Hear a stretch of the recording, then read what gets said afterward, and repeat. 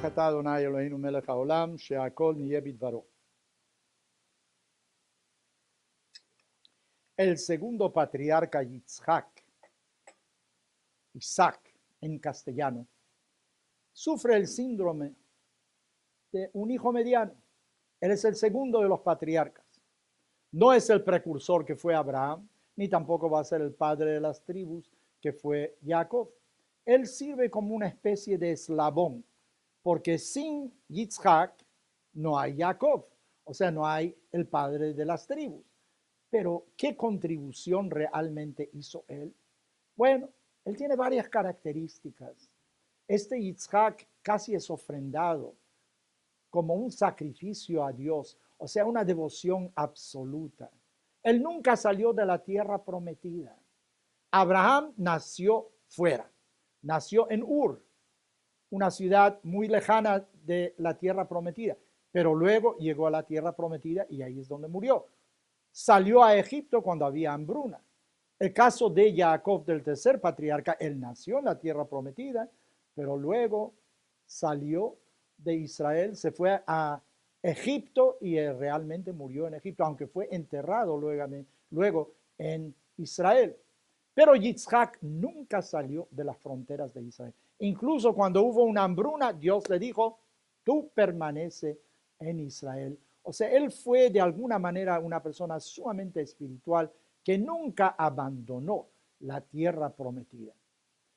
Pero parece que no hizo nada original. Él excavó unos pozos para agua, que es muy importante desde luego en una región desértica donde queda la tierra prometida. Pero también excavó los pozos que ya había excavado su padre, pero que los filisteos habían cubierto de alguna manera, tapado luego.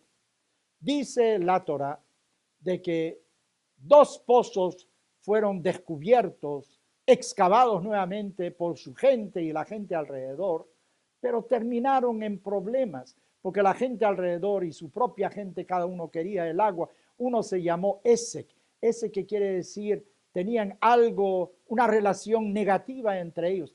Otro es Sitna, que quiere decir enemistad. Finalmente dice la Torá de que Yitzhak excavó otro pozo y ese pozo se llamó Rehovot, que quiere decir amplitud. Esta vez no hubo ningún problema con el pozo que se había excavado. Entonces, creo que es Nachmanides Ramban que hace la siguiente observación. ¿Por qué es que hubo problemas con los primeros 2 pozos y el último pozo no hubo ningún problema? Y él dice, a lo mejor esos pozos lo que realmente están representando son los 3 templos de Jerusalén. ¿Cuáles son los 3 templos? El primero es el que fue construido por el rey Salomón, pero que lamentablemente fue destruido. ¿Por qué fue destruido? Según nuestra tradición, porque había idolatría ahí dentro de ese lugar sagrado también. O sea, no era una religión pura en aquel entonces. Había Avodah Zará, que quiere decir dioses extraños también estaban incluidos en el Beit HaMikdash en ciertos momentos. El segundo templo fue reconstruido después de que los judíos regresaron de Babilonia y luego finalmente Herodes lo hizo muy magnífico, pero también fue destruido en el año 70 por los romanos. ¿Por qué fue destruido ese templo?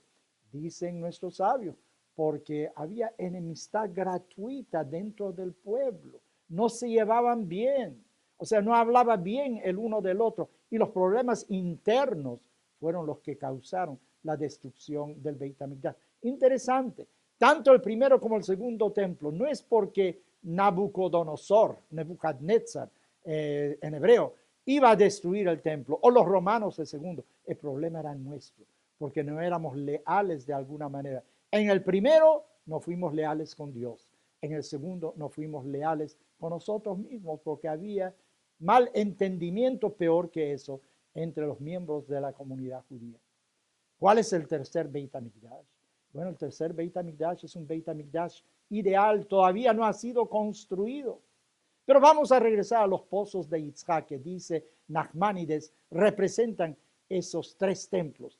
Dice Nachmanides, ¿saben por qué los primeros 2 pozos fueron así? Porque mucha gente estaba involucrada y no estaban todos en unísono. mientras que el tercer pozo, dice la Torá, de que Yitzhak, él mismo, fue el que hizo el pozo. O sea, cuando uno sabe exactamente lo que está haciendo, entonces a lo mejor tiene una intención sumamente clara y pura.